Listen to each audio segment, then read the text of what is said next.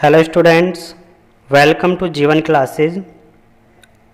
Last video में आपने question number 20 objective type देख लिए थे और आज की इस वीडियो में हम वहीं से स्टार्ट करते हैं। तो जिन स्टूडेंट्स ने लास्ट की वीडियो को नहीं देखा है वो हमारे चैनल के प्लेलिस्ट में जाइएगा, वहाँ पर आपको अप्लाइड मैकेनिक्स के प्लेलिस्ट मिल जाएगी और वहाँ पर आप सभी वीडियो को वॉच कर सकते हैं। सो ज़्यादा टाइम ना लेते हुए वीडियो को स्टार्ट करते हैं और देखते हैं क्वेश्चन नंबर 20। हालांकि ये हमने लास्ट वीडियो में कर लिया था, लेकिन यहीं से स्टार्ट करेंगे और यहाँ से स्टार्ट करते हुए हम आगे बढ़ेंगे। तो क्वेश्चन नंबर 20 क्या था कि पिंड पर कार्य करने वाले नेट बल शून्य होने चाहिए। यह केवल सिंपली सपोर्टेड बीम के लिए भी मान्य होता है। इसका मतलब है कि टेक के प्रतिक्रिया बल को भी नेट बल को शून्य बनाने में गिना जाता है, यानी कि टेक का जो प्रतिक्रिया बल है उसको भी जो नेट बल है उसको शून्य बनाने में काउंट किया जाता है, कंसीडर किया जाता है। तो यहाँ पर जो हमने आंसर टिक किया था वो था हमारे पास option number A. Option number A सही क्यों है ये भी आप सुन लीजिएगा। The support reaction of the beam is also counted in the making of the force to zero. यानी हम ये कह रहे हैं कि जो भी नेट बल को शून्य बनाने में टोटल फोर्स गिना जाता है, वो जो सपोर्ट है उसकी रिएक्शन का मान भी, उसके रिएक्शन का जो भी बल के रूप में मान दिया हुआ है उसको भी हम वहाँ पर काउंट करते हैं। तो इसलिए ये कह रहा है कि प्रतिक्रिया बल को भी नेट बल को शून्य बनाने में गिना जाता है। तो हाँ, ये सही है। तो यहाँ पर आंसर हो जाएगा 2, यानी कि the net of force acting on the body need to be zero. This is also applicable for the simply supported beam. This means that support reaction is also counted with making the net force zero is true. तो यहाँ पर option number first आपका सही हो जाता है। बात कर लेते हैं नेक्स्ट क्वेश्चन की। नेक्स्ट क्वेश्चन हमारे पास बनता है, यदि वस्तु संतुलन में है, ध्यान से देखिएगा, यदि वस्तु संतुलन में है लेकिन फ्री बॉडी डायग्राम में दिखाया गया एक घूर्णन घुमावदार किरण है। घूर्णन घुमावदार किरण का मतलब ये है कि जो भी उसमें रोटेशनल कर्ल रे दिखाई गई है उससे उसका संबंध है। यदि वस्तु संतुलन में है लेकिन फ्री बॉडी डायग्राम में दिखाया गया एक घूर्णन घुमावदार किरण है, तो जो है ऑप्शन दे रखा है आरेख गलत है। इस तरह के घुमाव फ्री बॉडी डायग्राम में नहीं दिखाए जा सकते। दिखाया गया किरण सही हो सकता है लेकिन वस्तु संतुलन में नहीं कहा जाता। वस्तु को केवल संतुलन में कहा जाता है लेकिन अन्य बल उस घूर्णन को समाप्त कर देंगे। तो यहाँ पर क्वेश्चन नंबर 21 आपके सामने है। तो if the body is in equilibrium but it having a rotational curl ray shown in the free body diagram, then the diagram is wrong. Such relation cannot be shown in the free body diagram. The ratio may be correct but the body is not said to be equilibrium. The body is said to be in equilibrium only as the other forces will cancel out that rotation. तो यहाँ पर option जो सही होगा वो option number हमारे पास कौन सा हो जाता है, देखिएगा जो बॉडी इक्विलिब्रियम में है तो तब आंसर हमारे पास जो होगा वो होगा ऑप्शन नंबर डी। वस्तु को केवल संतुलन में कहा जाता है क्योंकि अन्य बल उस घूर्णन को समाप्त कर देते हैं। यानी कि जो भी उस वस्तु पर आरेख दिखाया गया है, जो भी उस वस्तु पर आरेख शो हो रहा है, उसका जो भी फोर्स इफेक्ट होगा उसको अन्य बल जो है वो समाप्त कर देंगे। तो वस्तु को क्या कहेंगे, संतुलन में कहेंगे। तो वस्तु संतुलन में कही जाएगी लेकिन जो अन्य बल हैं वो घूर्णन को समाप्त कर देंगे। तो ऑप्शन नंबर डी आपका यहाँ करेक्ट हो जाता है। ध्यान से क्वेश्चन को समझते रहिएगा, बस आपको क्वेश्चन को समझना है।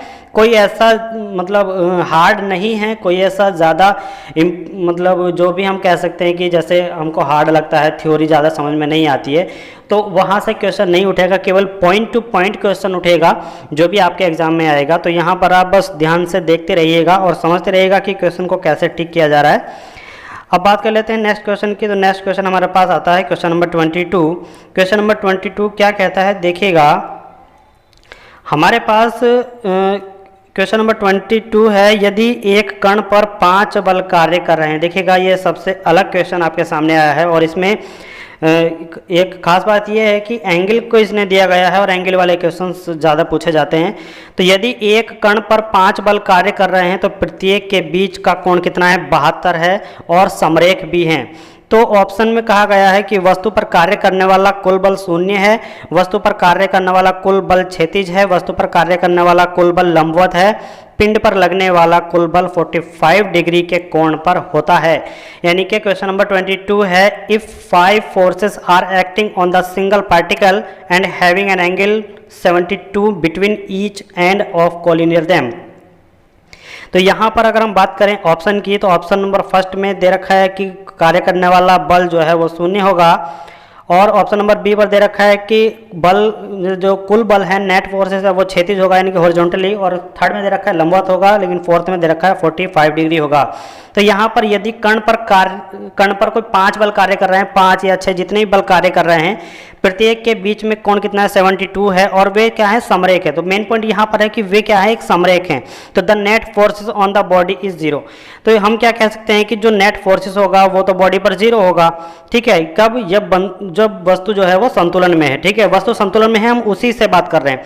तो वस्तु संतुलन में है तो जो नेट फोर्सेस होगा वो क्या होगा 0 होगा। This means the force cancel out, this means that the body is equilibrium and does not need any of the external forces to make itself in equilibrium। यानी कि ऑप्शन नंबर फर्स्ट यहाँ पर सही हो जाता है। वस्तु पर कार्य करने वाला जो कुल बल है वो शून्य होगा, क्योंकि यहाँ पर संतुलन की अवस्था में वस्तु ली जाती है। जो भी वस्तु ली जाती है वो संतुलन की अवस्था में है।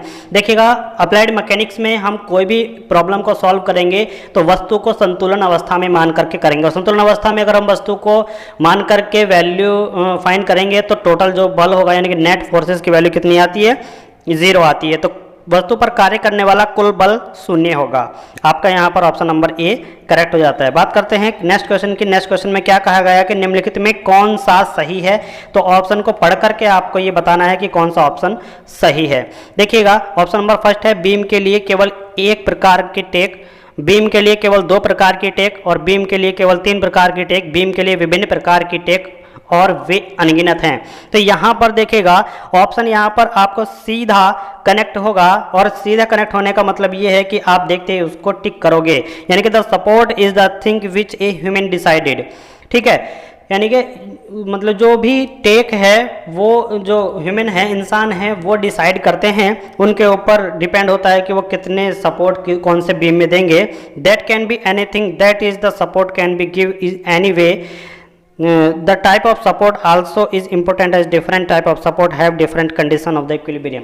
यानी कि अलग अलग कंडीशन में इक्विलिब्रियम के लिए अलग अलग टाइप की जो सपोर्ट हैं वो रिक्वायरमेंट मतलब वो उनकी ज़रूरत होती है, उनकी नीड होती है। तो यहाँ पर हम कह सकते हैं कि बीम के लिए विभिन्न प्रकार की टेक हैं और वे अनगिनत हैं, यानी कि हम कितनी भी टेक उसमें यूज कर सकते हैं। तो which of the following is correct, there are various type of support for the beam and they are countless. तो यहाँ पर हम ऑप्शन नंबर डी को टिक करेंगे, यानी कि ऑप्शन नंबर डी आपका यहाँ करेक्ट हो जाएगा। तो बीम के लिए एक टेक की जरूरत होती है, नहीं बीम के लिए 2 टेक भी नहीं, बीम के लिए 3 टेक भी नहीं, विभिन्न प्रकार की टेक हो सकती हैं और वे जो है अनगिनत हो सकती है, उनकी कोई गिनती नहीं हो सकती। ऑप्शन नंबर डी आपका यहाँ करेक्ट हो जाता है। आप चलते हैं नेक्स्ट क्वेश्चन की तरफ।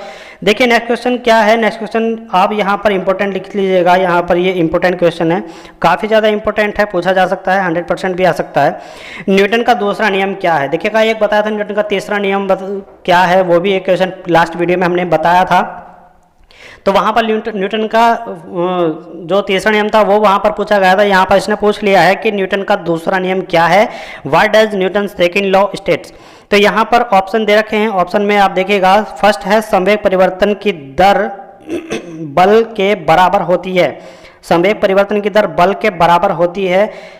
सेकंड ऑप्शन है प्रत्येक प्रतिक्रिया के लिए विपरीत प्रतिक्रिया होती है। देखिएगा वहाँ पर हमने क्या किया था कि जो भी हमारे पास थर्ड लॉ होता है वो क्या होता है, ऑप्शन नंबर सेकंड आपको दिखाई दे रहा होगा कि प्रत्येक प्रतिक्रिया के लिए एक विपरीत प्रतिक्रिया होती है, यानी कि for every action there is an opposite reaction. तो यहाँ पर ये तो ऑप्शन बिल्कुल गलत हो जाता है, क्योंकि ये जो है ये हमारे पास क्या है, ये है न्यूटन का तीसरा नियम। ठीक है, यह है न्यूटन का तीसरा नियम है, इसलिए क्या हो जाता है, ये पहले ही हम इसको गलत कर देंगे। तो अब बात करते हैं आगे। तो आगे हमारे पास जो ऑप्शन मिलते हैं वो क्या मिलते हैं, देखिएगा थर्ड ऑप्शन मिलता है यदि बल की स्पर्श रेखा से लगाया जाता है। देखिए यदि बल को स्पर्श रेखा से लगाया जाता है, अब ध्यान से देखिएगा स्पर्श रेखा कैसे होती है। ये कोई हमारे पास आधार है, इस पर ये कोई बॉक्स रखा हुआ है, तो बल जो है वो ऐसे लगाया जा रहा है, यानी कि इसके स्पर्श होते हुए बल को यहाँ पर लगाया जा रहा है। तो बल को स्पर्श रेखा से लगाया जाता है तो वस्तु को घुमाने की प्रवृत्ति होती है। तो ये भी नहीं है, ये हमारे पास सेकंड लॉ नहीं है। तो सेकंड लॉ हमारे पास क्या है? ऑप्शन नंबर 4 हमने देखा नहीं, अभी ऑप्शन नंबर 4 को भी देख लेते हैं। तो जब तक कोई बल नहीं लगाया जाता तब तक जो वस्तु है वो आराम में रहती है, यानी कि स्थिर रहती है। तो देखिएगा ये नियम कौन सा है? ये फर्स्ट लॉ है, यानी कि जब तक कोई वस्तु पर बल नहीं लगाया जाता वह विराम अवस्था में रहती है। ये तो हमारे पास फर्स्ट लॉ है। सेकंड लॉ हमारे पास क्या है? संवेग परिवर्तन की दर बल के बराबर होती है। यानी कि आपने पढ़ा होगा कि F इक्वल टू, सॉरी, यहाँ पर आपने पढ़ा होगा कि जो P है वो क्या होता है? mv होता है। ठीक है, P इक्वल टू mv होता है, यानी कि P क्या है? P हमारे पास संवेग है और m क्या है? वस्तु का द्रव्यमान है और v क्या है? वस्तु की वेलोसिटी है। तो संवेग परिवर्तन की दर जो होती है वो बल के बराबर होती है, और ये क्या है? ये है हमारे पास F। ठीक है, तो संवेग परिवर्तन की दर जो होती है वो बल के बराबर होती है। तो यहाँ पर आप P इक्वल टू mv लिख सकते हैं।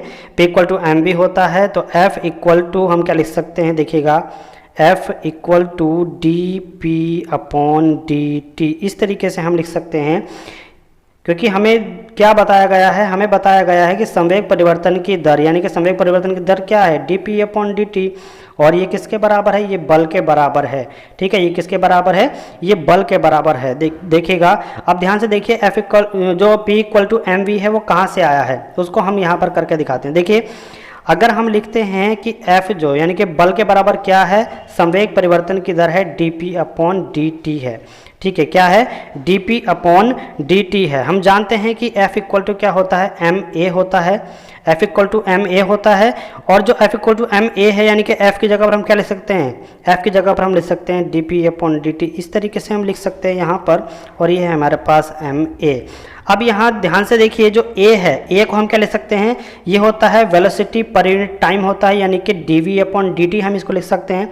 क्या लिख सकते हैं? dv अपॉन dt इसको लिख सकते हैं। तो यहाँ पर देखिए क्या लिख सकते हैं हम? dv जो dp है अपॉन में dt होगा, और इक्वल टू में m dv अपॉन dt होगा। ठीक है, तो dt से dt कैंसिल आउट हो जाएगा, तो यहाँ पर बचेगा dv equal to m dp equal to m dv। ठीक है, तो यहाँ पर dp equal to m dv बचेगा। जब हम इसका इंटीग्रेशन करेंगे तो क्या आ जाता है? ये आ जाता है हमारे पास p equal to m v। तो यहाँ से आता है ये P इक्वल टू mv। आप समझ गए होंगे कि किस तरीके से हमने यहाँ पर सॉल्व किया है। तो इसने कहा है कि संवेग परिवर्तन की दर बल के बराबर होती है, तो संवेग परिवर्तन की दर बल के बराबर होती है, यानी कि F equal to dp upon dt हम कह सकते हैं, और इसी से हम लिखते हैं F equal to dp upon dt, और इसी से हम लिख सकते हैं mv, जैसा कि हमने अभी आपको बताया। तो ये फॉर्मूला होता है, इस फॉर्मूला को आप याद रखिएगा, क्योंकि इस पर और भी क्वेश्चंस वो बना सकता है जो आपके सामने आएंगे। अब बात कर लेते हैं नेक्स्ट क्वेश्चन की। तो देखिएगा, यहाँ पर जो ऑप्शन है वो ऑप्शन नंबर ए सही हो जाएगा। संवेग परिवर्तन की दर बल के बराबर होती है, यही न्यूटन का दूसरा नियम कहलाता है। अब बात कर लेते हैं क्वेश्चन नंबर 25। क्वेश्चन नंबर 25 क्या कहता है कि निम्न में से कौन सा सही है? तो हमें जो है ये जो ऑप्शन आपको दिए हुए हैं इनको पढ़ना है और आपको बताना है कि कौन सा सही है। तो निम्नलिखित में से कौन सा सही है? ऑप्शन पढ़ लेते हैं। वस्तु के संतुलन की अवस्था तभी मान्य होगी, यानी कि तभी मान्य होती है जब बल समरेखित हो। सेकंड ऑप्शन है, वस्तु के संतुलन की अवस्था तभी मान्य होती है जब बल समांतर होते हैं। थर्ड है, वस्तु के संतुलन की अवस्था तभी मान्य होती है जब बल लंबवत हो, और वस्तु के संतुलन की अवस्था पूरे समय मान्य होती है। तो देखिएगा, यहाँ पर अगर हम बात करें ऑप्शन की, तो फर्स्ट ऑप्शन है वस्तु के संतुलन की अवस्था तभी मान्य होती है जब बल समरेखित होते हैं। तो ऐसा बिल्कुल नहीं है, तब वस्तु की संतुलन की अवस्था के लिए बल का समरेखित होना आवश्यक नहीं है। तो ये ऑप्शन जो है ये ऑप्शन आपका गलत हो जाता है। बात कर लेते हैं सेकंड ऑप्शन की। सेकंड ऑप्शन कह रहा है कि वस्तु के संतुलन की अवस्था तभी मान्य होती है जब बल समांतर होते हैं। ठीक है, तो ऐसा भी कुछ नहीं है। तो वस्तु के संतुलन की अवस्था तभी मान्य होती है जब बल लंबवत होते हैं, ये भी गलत है। आपका ऑप्शन नंबर बचा डी, तो ऑप्शन नंबर डी आपका सही हो जाएगा। वस्तु के संतुलन की अवस्था पूरे समय मान्य होती है, तो ऑप्शन नंबर डी आप यहाँ पर करेक्ट करके आएंगे। बात कर लेते हैं नेक्स्ट क्वेश्चन की। नेक्स्ट क्वेश्चन की तरफ जैसे हम चलते हैं तो हमें मिलता है कि वस्तु के संतुलन की स्थितियों के लिए, वस्तु के संतुलन की स्थितियों के लिए यानी कि कठोर वस्तु केवल बाहरी बल के संतुलन की परिभाषित करते हैं, बाहरी बल ही संतुलन को परिभाषित करते हैं और प्रतिक्रियाएं केवल वस्तु के घूर्णन भाग को समाप्त कर देती हैं। तो देखिएगा यहाँ पर अगर हम बात करें ऑप्शन की, तो ऑप्शन आपको कौन सा देखना होगा, तो वो कह रहा है कि कथन का पहला भाग गलत है और दूसरा भाग सत्य है। तो सबसे पहले तो ये जानना होगा कि जो उसने कहा है वो कहाँ पर वो गलत कह रहा है और कहाँ पर वो सही कह रहा है। ठीक है, तो कितना हिस्सा जो उसने बोला, कितना हिस्सा उसमें सही है और कौन सा उसमें गलत है, तो ये आपको छांटना पड़ेगा। तो चलिए देखते हैं। वस्तु के संतुलन की स्थितियों के लिए यानी कि कठोर वस्तु केवल बाहरी बल ही संतुलन को परिभाषित करती है, बाहरी बल के संतुलन को परिभाषित करती है। तो देखिएगा यहाँ पर ये कथन सत्य हो जाता है, क्योंकि जो वस्तु है वो उसकी स्थिति के लिए, संतुलन की स्थिति के लिए जो हमारे पास रिजिड बॉडी होती है, कठोर वस्तु, ठीक है, वो बाहरी बल के संतुलन को परिभाषित करते हैं। The application of the support reaction force does effect the condition of the equilibrium of the body, not only the external but the support reaction force that the developed by the shake of external force does develop the tending effect on the body equilibrium of the external forces. तो देखिए यहाँ पर बात कही गई है कि for the condition of the equilibrium the body the rigid body only external force defines the equilibrium and support reactions only cancel out the rotation part of the body. तो यहाँ पर जो भी हमने देखा तो वो हमें ये दिखाई दिया कि जो भी इसने पहले कथन कहा है वो सत्य है, लेकिन दूसरा उसने कहा है कि प्रतिक्रियाएं केवल वस्तु के घूर्णन भाग को समाप्त कर देती हैं, प्रतिक्रियाएं केवल वस्तु के घूर्णन भाग को समाप्त कर देती हैं। तो ये तो बिल्कुल गलत है गाइज। तो देखिए यहाँ पर आपका ऑप्शन नंबर सी सही हो जाएगा, यानी कि पहला जो उसने कहा है वो सही है, लेकिन दूसरा उसने कहा कि प्रतिक्रियाएं केवल वस्तु के घूर्णन भाग को समाप्त कर देती हैं। तो ऐसा बिल्कुल नहीं है, ये आपका ऑप्शन गलत कर देगा। तो देखिएगा दूसरा भाग गलत है और पहला भाग जो है वो सही हो जाता है। तो ऑप्शन नंबर सी यहाँ पर सही होगा। The first part of the statement is true and the other part is false. Option number C को टिक करने के बाद चलते हैं नेक्स्ट क्वेश्चन की तरफ। नेक्स्ट क्वेश्चन देखिए क्या कहता है। नेक्स्ट क्वेश्चन हमें मिल जाता है कि कैंटिलीवर बीम हमेशा संतुलन में होते हैं, कैंटिलीवर बीम हमेशा संतुलन में होते हैं चाहे आप संतुलन समीकरण बनाते हो या नहीं। तो देखिए इसने इस तरीके से कहा है कि मतलब जैसे कि धौंस दे रहा हो, ठीक है, तो मतलब ये है कि आप पर जोर डाल रहा है, दबाव डाल रहा है, ठीक है, तो आपको ये नहीं कि उसके दबाव में आकर के सही कर देना है, टिक कर देना है, डरना है, नहीं, ऐसा नहीं है, डरना नहीं है। तो यहाँ पर आप क्वेश्चंस को एक बार समझिएगा ध्यान से। क्या कह रहा है कि कैंटिलीवर बीम हमेशा संतुलन में होते हैं चाहे आप संतुलन समीकरण बनाते हो या नहीं बनाते हो। क्या ऐसा कभी हो सकता है? फिर तो बीम कहीं पर भी लटका दो वो संतुलन में होगा ही, उससे कोई नुकसान होगा ही नहीं, ठीक है। तो ऐसा नहीं है, ऐसा बिल्कुल नहीं है, आप सभी जानते हैं। The thing is that the formation of the condition only verified that the body is in equilibrium और नॉट, ठीक है। जब उसको वेरीफाई करते हैं तभी हमें पता चलता है, ठीक है। Thus if the cantilever is in equilibrium then also the condition need to be applied. It will be wrong to justify the equilibrium only on the basis of structure। Structure के बेसिस पर अगर आप जो है equilibrium condition उसकी set verify करोगे तो वो जो है बिल्कुल ही आपकी रॉन्ग कंडीशन होगी। तो यहाँ पर जो ऑप्शन है वो आपका बी ऑप्शन सही हो जाता है, यानी कि जो बात उसने कही है वो गलत है। अब बात कर लेते हैं नेक्स्ट क्वेश्चन की। नेक्स्ट क्वेश्चन है हमारे पास क्वेश्चन नंबर 28। वस्तु के संतुलन की स्थितियों में, वस्तु के संतुलन की स्थितियों के लिए यानी कठोर वस्तु केवल बाहरी बल ही संतुलन को परिभाषित करते हैं और प्रतिक्रिया केवल वस्तु के घूर्णन भाग को जोड़ती है। देखिएगा आप लास्ट क्वेश्चन हमारे पास अभी सेम था, लेकिन उसमें क्या कहा गया था? उसमें कहा गया था कि जो भी हमारे पास प्रतिक्रियाएं हैं वो केवल वस्तु के घूर्णन भाग को समाप्त कर देती है। क्या है? यानी कि घूर्णन भाग को समाप्त कर देती है। देखिएगा ये कहा गया कि घूर्णन भाग को समाप्त कर देती है, लेकिन जो अब आपके सामने क्वेश्चन है वो क्या कह रहा है कि घूर्णन भाग को जोड़ती है, ठीक है, घूर्णन भाग को जोड़ती हैं। तो देखिएगा वस्तु के संतुलन की स्थितियों के लिए यानी कठोर वस्तु केवल बाहरी बल ही संतुलन को परिभाषित करते हैं और प्रतिक्रियाएं केवल वस्तु के घूर्णन भाग को जोड़ती हैं। ठीक है, तो देखिए यहाँ पर ऑप्शन जो है, ऑप्शन हमारे पास 4 ऑप्शन दिए गए हैं, तो फोर्थ ऑप्शन में देखिए कौन सा सही होगा। ऑप्शन नंबर 1 है, पहला भाग गलत है। यानी कि गलत क्या कह रहा है कि वस्तु के संतुलन की स्थितियों के लिए, यानी कठोर वस्तु के लिए बाहरी बल ही संतुलन को परिभाषित करते हैं। तो देखिएगा गलत कैसे हो सकता है, ये तो अभी हमने सही किया है। तो पहला भाग जो है वो सही है, पहला भाग जो है वो सही है जो उसने बोला। लेकिन दूसरे में हम देखते हैं कि और